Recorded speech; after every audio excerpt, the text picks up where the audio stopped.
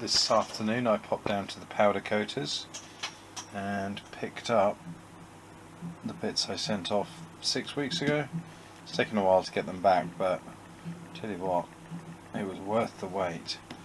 We have beautiful shiny powder coating on these parts, lovely gloss black, and the attention to detail has been really good. All the screw holes and screw threads have been masked, so that let me try and find an example, so that everywhere that an actual screw thread goes in, it looks like they masked off the parts or put screws in them or some form of bungs to stop the powder coating building up in there.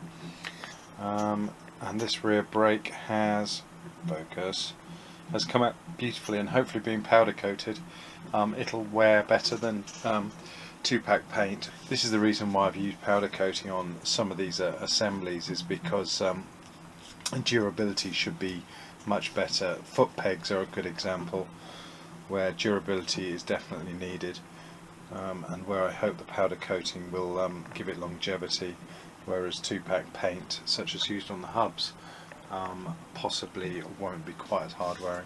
I might look at doing the foot pegs as sub-assemblies tonight, get the springs and bolts in, and then we can put them wrapped on a shelf ready to go back together. The first bit of assembly of parts back from the powder coating is going to be left-hand footrest, because in theory it's the most simple part. This pin, the original one that came out of the foot peg, is quite badly corroded, is bent, is gnarly, so I bought a replacement which came from David's Silver Spares. As you can see, one is new and one is quite corroded. Even though it's been to the platers, I just stuck it in as it was one price for a job lot. So that feels nice. So the job tonight is to see if I can assemble at least one of these. The right hand foot peg is a bit more complicated. I'm just going to do a quick dry run, wrong pin, do a quick dry run and see how this all stacks up. There we go, so that's without the spring. Actually feels a lot less floppy than it did before, in part due I think to the powder coating, and in part due to the fact it's a new pin. Now all I've got to do is remember how the spring went. Okay, I'd be lying if I said I haven't had a little play just to see how this assembles. It wasn't as easy as I remember it coming apart, but then when it came apart I wasn't so worried about scratching up the surface. But it does say it does need a little bit of not brute force, but yeah, there you go, a little bit of pressure so everything slips in, and then get the pin in before it all goes awry. Come on, push it. There we go. And then the new pin comes out the back. So the washer then goes on, which is all good. And then I've got a dinky little split pin, which I'm a little bit dubious about. I have got bigger split pins. It's not like it's a difficult part to spot if it goes wrong. Having said that though, we'll have a look at it. So there we go. Split pin fitted. Nice shiny foot peg.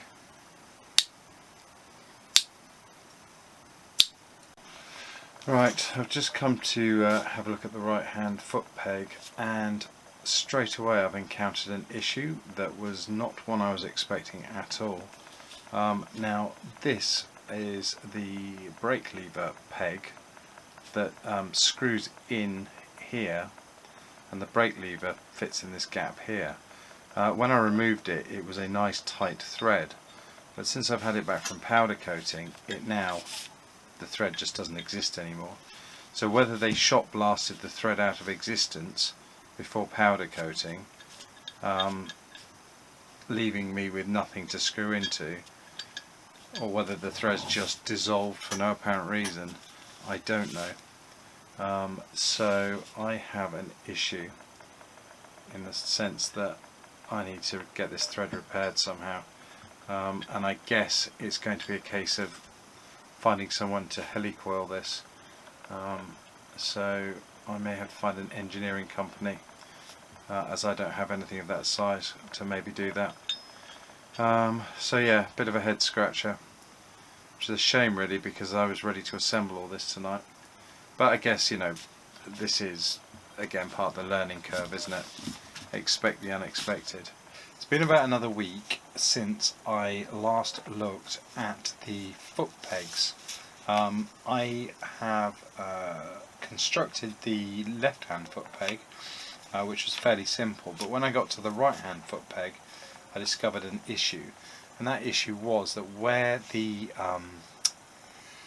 two issues really. Where the part had been off for powder coating, they shot blasted it first, and the shot blasting process seemed to have removed pretty much all the threads from this hole here, and that hole is where this pivot point screws into it, and that in itself is an issue. But the other issue we discovered was that through the power of plating, where this had been acid dipped prior to plating, what was left of the threads on here, whilst they look good still, a lot of the corrosion was removed, and it has reduced the diameter of the threads to 11.6 mil now. So even if we'd have helicoiled this part would have been either very loose or have the potential of not gripping properly at all. So I went to see an engineering company just down the road from where I work and discussed the issue, and they said, no problem, you know, for a few quid we'll machine a part, which is what they've done. They've recreated this part but in stainless steel. So they've done a really good job on it, and it's a beautiful piece of stainless steel that's been machined to really tight tolerances. They've even gone and machined the hexagonal head to it, which matches the original. But they have made some modifications that we're going to try out on this. One of the modifications they did was they drilled out the original hole from a 12 mil tap, and they've gone out to a 14, and the 14 mil matches the diameter of this sleeve here, which means that this is all the same diameter, whereas this one has a step in it which would give you a natural point to torque the part up to. This does not have that, but we knew that was going to be a potential issue when we did it. But the plan is to assemble these parts and use thread lock to hold this in place. If that doesn't work, then we are going to machine a few of these parts slightly larger and put a sleeve in here to act as a second bearing and a natural stop up against the hole. But first time round we're just going to try it with thread lock to hold it in place.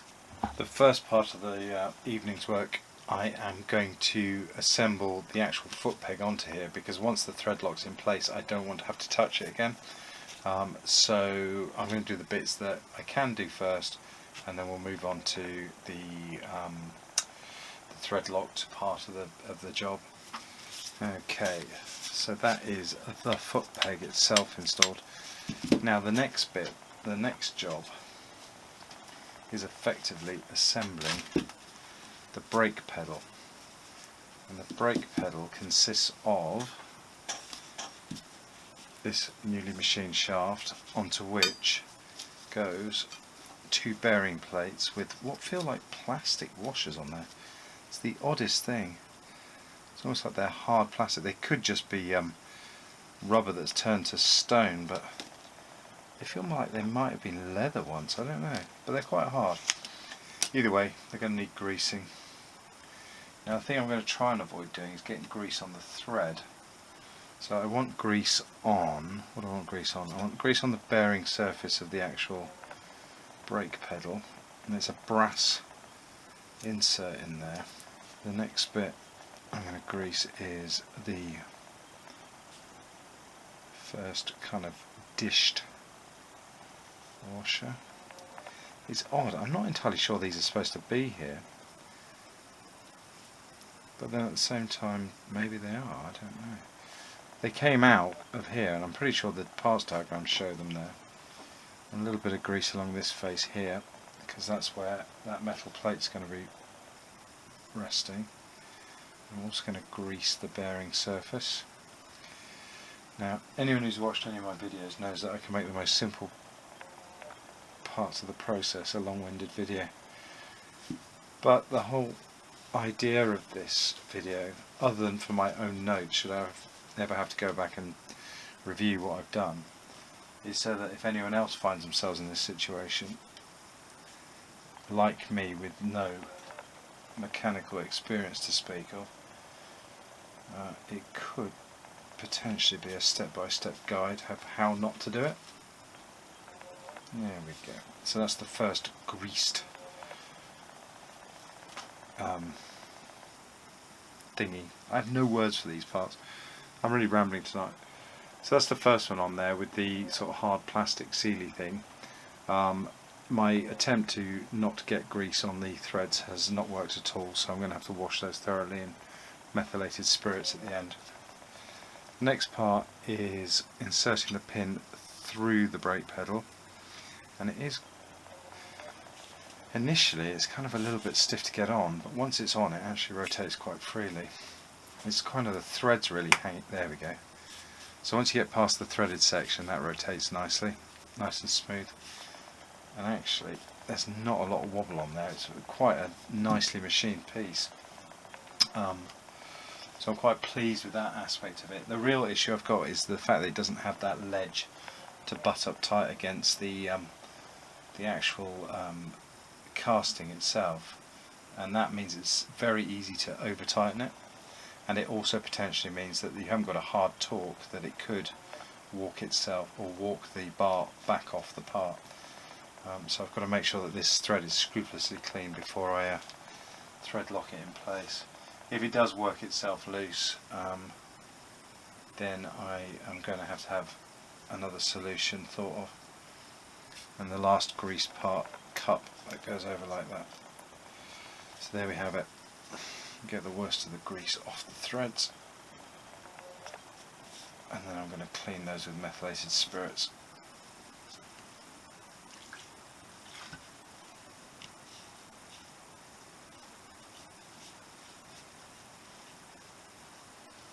I think it's worth taking a bit of time degreasing all this, because the cleaner it is, the better the thread lock will have a chance of gripping the threads and stopping it rotating off.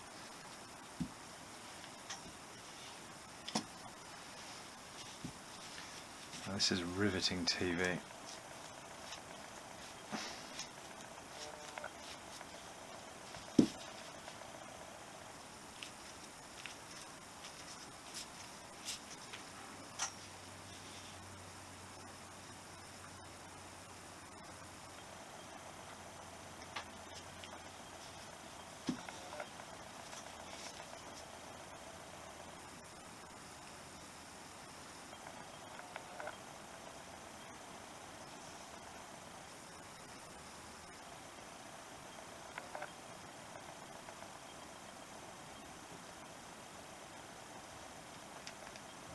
Now the correct orientation is this part screws in from the back.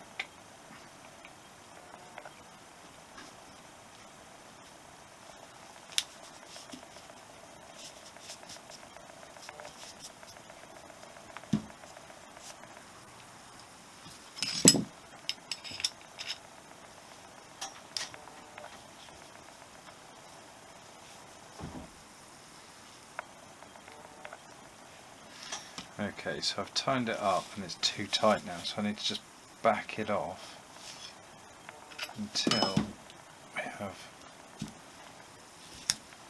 just the right amount of tension on there.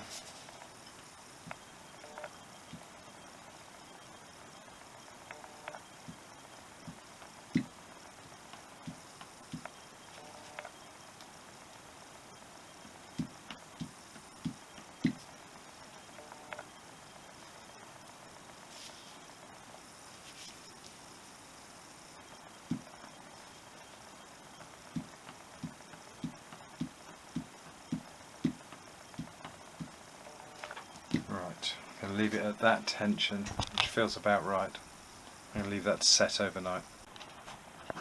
It's been 24 hours since I applied the thread lock. I've left the tripod up in the shed, so I've got nothing to mount the camera in. So you just have to put up with the fumbling, I'm afraid. I'm quite pleased with it, actually. It hasn't lost any of the tension. Oh, I keep moving stuff about too quickly, I'm sorry about that. It hasn't lost any of the tension on this, so it's got a slightest bit of drag on it. Just see.